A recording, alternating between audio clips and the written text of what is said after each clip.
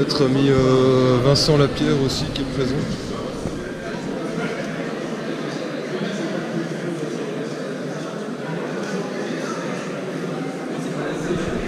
Bon, ici on est toujours en attente, ça n'a pas encore commencé, ça s'éternise un petit peu.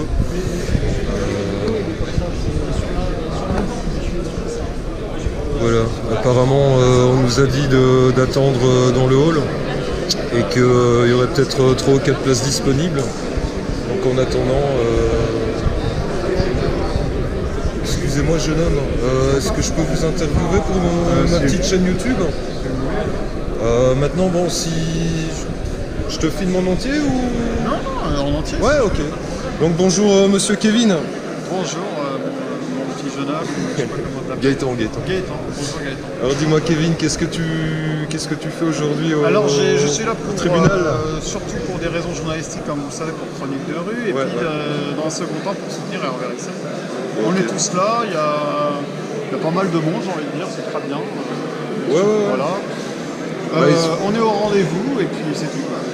Bah, disons qu'ici il y a un petit peu de monde dans le hall, mais le plus gros des gens se situe à l'étage, quoi. Voilà, oui. Donc là, oui, on s'est situé en 2 parties. Il y a la première partie du public qui est en haut et puis il y a une autre qui est ici. Vu qu'on a été mis, il y a 4 affaires avant nous, donc c'est bien évidemment fait exprès. Pourquoi? Parce que tout simplement pour démotiver les gens à rester. Comme ça, entre-temps, les gens s'en aillent.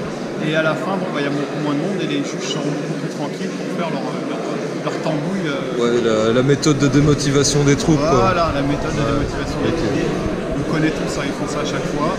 Technique habituelle. Parce que sinon, ils nous auraient pas tous fait venir à 13h30. Ils savent très bien que 4 sujets avant, enfin 4 affaires avant, ils savaient très bien que de toute façon, on n'allait pas passer à 13h30. Donc, il est évident qu'il y a des raisons stratégiques derrière ça, pour nous emmerder.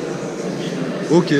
Bah écoute, je te remercie beaucoup pour ton témoignage. Écoute, je t'en prie, et à la prochaine, camarades. Oui, donc bonjour, nous sommes aujourd'hui en compagnie de monsieur Rixen. Bonjour monsieur Rixen. Et donc on se trouve au tribunal de Paris. Est-ce que, brièvement, vous pouvez m'expliquer un peu la raison de votre présence? Pourquoi on vous en veut, en fait? J'ai des procès, je suis poursuivi pour des procès depuis 2008. Le premier procès a eu lieu en 2010 pour tout ce que je peux écrire sur le judaïsme essentiellement. Alors que vos sources, quand on lit vos livres, c'est inattaquable en fait. Mon travail depuis une douzaine d'années a été de lire des livres écrits par des intellectuels juifs. Des philosophes, des sociologues, des historiens, des démographes, des économistes. Des cinéastes. Et je me suis, tu as raison de souligner et de visionner, de regarder des films réalisés par des réalisateurs juifs ou produits c'est autre chose puisque la plupart des films grand public sont produits par des juifs. Donc j'ai visionné ces films, j'ai lu ces livres et je me suis rendu compte en 2005 que tous ces intellectuels juifs, quelle que soit leur tendance, juifs religieux, juifs athées, juifs de droite, juifs de gauche, juifs sionistes ou antisionistes, libéral ou marxiste, ils étaient tous favorables à l'instauration d'une société multiculturelle. À partir de là, j'ai poursuivi mes recherches et puis ensuite je travaillais sur la psychanalyse notamment, à travers 3 livres, la troisième partie de 3 livres. Parce que je voulais comprendre pourquoi la psychanalyse était-elle née dans la cervelle d'un juif. Voilà. Personne ne répondait à cette question, moi j'y ai répondu. J'ai évidemment, comme d'habitude, j'ai épluché tous les bouquins relatifs à cette question et personne ne répondait à cette question pourquoi la psychanalyse était née dans la cervelle d'un juif. Ce que j'avais pu lire par ailleurs critiquait la psychanalyse comme science thérapeutique, et moi c'était pas l'objet de mon travail. Moi je voulais savoir pourquoi la psychanalyse était née. Vraiment l'origine.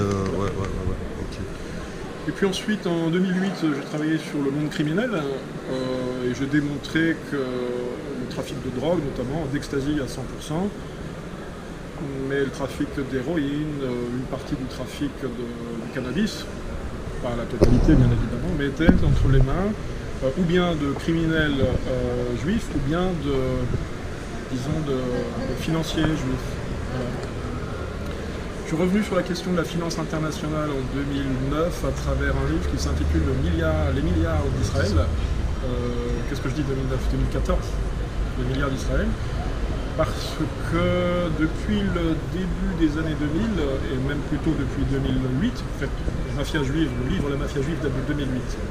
Et depuis 2008, il y a eu 3 ou 4 très très grandes escroqueries qui ont vraiment pulvérisé les records des escroqueries précédentes.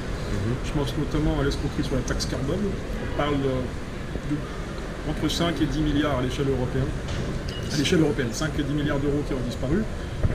Les escroqueries au président, les escroqueries sur la bourse en ligne.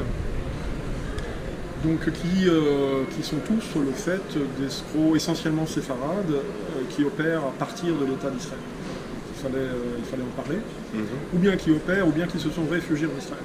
Et parmi tous les escrocs, notamment la taxe carbone, il y en a 2 qui sont détenus, je crois, aujourd'hui, et qui sont à la prison de Fresnes, mais sinon tous les autres sont libres en Israël. Ouais. Voilà l'objet de mon travail. J'ai travaillé sur un sujet qui est très spécifique. Ouais. Donc d'après vous, ça peut expliquer pourquoi on vous diabolise autant, on vous en veut autant Mais on m'en veut, ce sont quelques petites associations qui m'en veulent, c'est toujours les mêmes d'ailleurs, la LICRA, la Ligue des droits de l'homme, SOS Racisme, avec l'Union des étudiants juifs de France qu'on peut rajouter, ou différentes associations, je sais pas, avocats, je ne connais même pas ces noms d'associations, mais ce sont toujours les mêmes, c'est-à-dire quelques individus qui traînent systématiquement en justice les patriotes français. C'est bien malheureux. Ce sont toujours les mêmes qui nous posent des problèmes. Ok, écoutez, monsieur Rissen, et votre état d'esprit avant l'audience? Un bon état d'esprit, voilà, maintenant je suis prêt à tout, puisque ça fait plusieurs mois que j'y pense. Le fait que je cumule les peines de prison ferme pour ce que j'écris uniquement, sachant que dans mes écrits, dans mes livres, il n'y a pas d'injures, pas de diffamation, pas de provocation d'aucune sorte. Je me contente d'exposer ce que j'ai pu lire par ailleurs. Donc je prends des peines de prison ferme depuis 2015, au bout d'un moment on doit aboutir à quelque chose. Donc, puis là depuis une quinzaine de jours je me suis très clairement préparé à partir en prison tout à l'heure. Donc mon état d'esprit, j'attends de voir ce qu'ils vont décider. Ok, écoutez, merci beaucoup. C'est moi qui et quoi qu'il en soit, j'espère que vous n'irez pas en prison. Écoute, on croise les doigts. Moi non plus, mais si ce même scénario doit se répéter dans 3 mois, j'aime autant y aller maintenant. J'aimerais que ça se termine. Ok. Merci à vous. Courage.